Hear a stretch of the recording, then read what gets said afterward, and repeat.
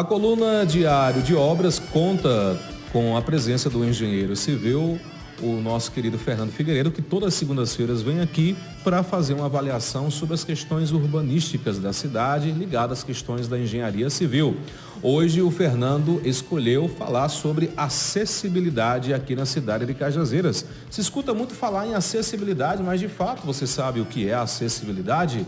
Você está aqui um dos exemplos, por exemplo, as calçadas aqui do nosso município. E aí? Nós sabemos que às vezes tem um alinhamento de calçada legalzinho, na frente o cara constrói um muro, que para você conseguir passar para o outro lado é um sacrifício. E aí, quando você se sente prejudicado na sua acessibilidade em calçadas, o cidadão tem que ficar calado, tem que ficar omisso, ele tem que recorrer à justiça. Que justiça? Ministério Público?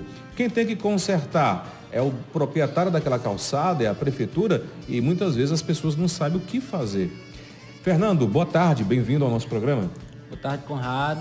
Boa tarde ao pessoal do Diário do Sertão, né? Aos nossos telespectadores. É sempre uma satisfação estar aqui e discutir a engenharia com vocês.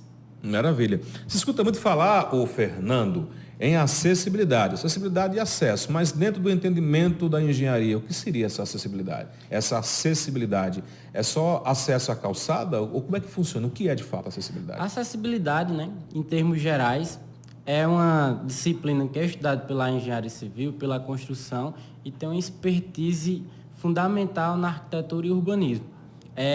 Ela é o campo de estudo que permite com que as pessoas tenham oportunidade de trafegar e aquela que é até citada na nossa Constituição, né, o direito de ir e vir, para que todos tenham essa possibilidade. Pessoas com mobilidade reduzida, e cabe justamente falar nesse sentido, que são as pessoas que têm essa mobilidade permanente ou temporária.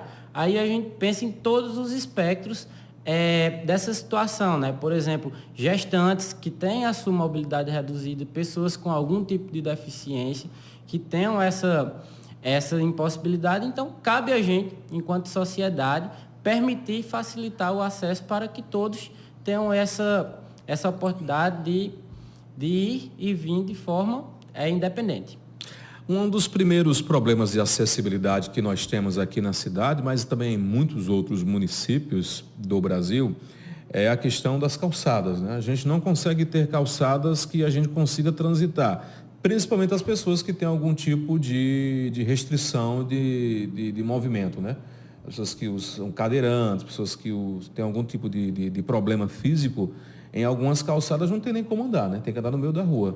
Nesses casos das calçadas, primeiramente, você que já deve ter dado uma olhada na cidade há muito tempo sobre isso, Cajazeiras, como é que está de acessibilidade das calçadas? Está bem ou está ruim? Segundo, nesses casos em que o cidadão está sendo prejudicado no seu direito de ir e vir, por exemplo, uma calçada que está fora dos padrões, como é que o cidadão pode requerer os seus direitos? Tem que entrar no Ministério Público, tem que procurar o dono daquela calçada, é a prefeitura. Como é que funciona tudo isso, Fernando? Esse daí é um problema crítico, realmente, não só em Cajazeiras, mas no Brasil como um todo, esse problema de acessibilidade. E a solução também é difícil, né? Não existe solução fácil para problemas difíceis, mas são várias esferas que permeiam esse contexto, né? As calçadas, aí você leva em consideração as construções novas, as construções antigas e, além disso, vai depender do código diretor do município. Cada município vai ter seu código diretor. Tem alguns municípios no Brasil que nem tem esse código ainda. Cajazeiras, no nosso caso, né, no nosso campo de estudo aqui de hoje, tem. Nós possuímos código diretor. Tem a obrigatoriedade nele de ter alguns termos de acessibilidade, a forma de se construir as rampas com inclinação acessível, os pisos táteis, a forma de se produzir os diferentes tipos de acessibilidade, né? Que cabe a gente sempre falar que são vários. Você às vezes considera só alguns, né? Que é o seu meio mais próximo, que é cadeirante, pessoas com deficiência visual, mas não são só eles. Tem vários tipos de formas de mobilidade reduzida, de deficiência, que devem ser enquadradas na acessibilidade de um município. Quanto à forma de cobrar isso, é feito por diversas formas, como você mesmo já citou. Tanto pelo Ministério Público, o cidadão mesmo pode ir lá fazer uma denúncia e requerer, quanto na Secretaria de Planejamento Urbano do município, que você também vai, para que o poder público possa solicitar o privado para fazer a sua adequação no meio público. Porém, ainda cabe ressaltar aqui a dificuldade que isso é. Como eu disse, residências, imóveis comerciais muito antigos, então já está construído lá há décadas, então isso é muito difícil de ser alterado. Além disso, a própria topografia da cidade, que é a geografia natural onde os imóveis foram construídos. Então, por vezes, um local está em aclive, em declive, em situações mais baixas, construído em cima de rochas, então torna isso muito complicado de ser solucionado. Porém, é um problema sério e quem tem algum familiar ou quem já passou por esse tipo de situação sabe como é complicado se locomover quando você tem barreiras nas cidades, né? Com certeza. O outro problema que tem muito em Cajazeiras, se bem que vem diminuindo, graças a Deus, são pessoas que colocam na calçada um material deslizante. Que caiu uma água ali, pode esperar que é uma queda certa, né?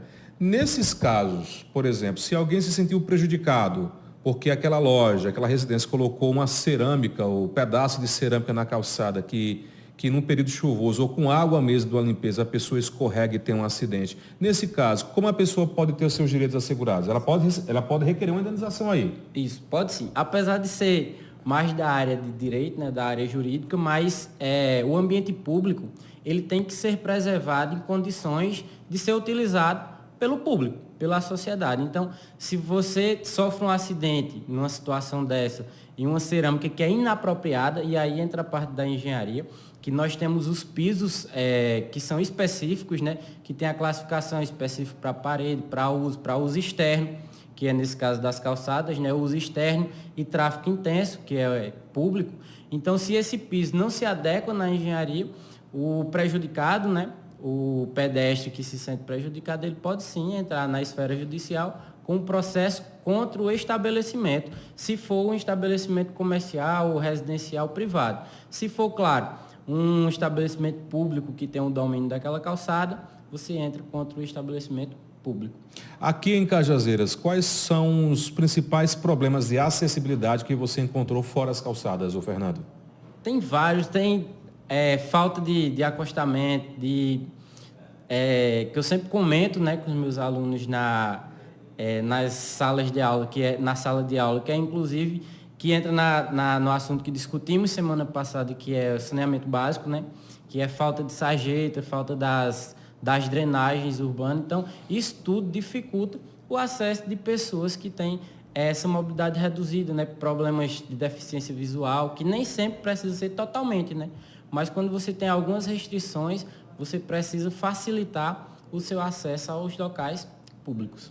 E Cajazeiras tem um agravante, né? Porque o centro mesmo de Cajazeiras, o centro comercial, é antigo e de ruas muito estreitas, né? Eu não sei, eu fico preocupado, se bem que está mais ligado ao pessoal do trânsito, mas de certa forma está ligado também ao pessoal da engenharia.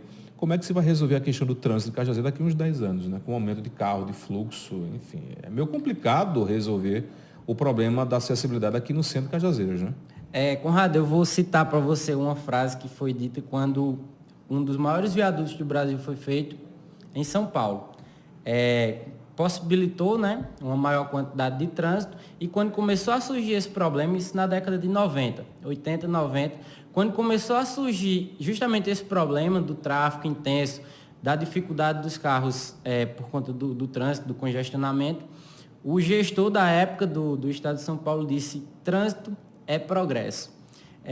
Esses problemas, né, eles foram construídos ao longo da história e, como eu disse, é um problema muito complicado para ter uma solução fácil. Realmente aqui nós temos esse problema gigantesco porque o centro de Cajazeiras é meio que um ralo, né?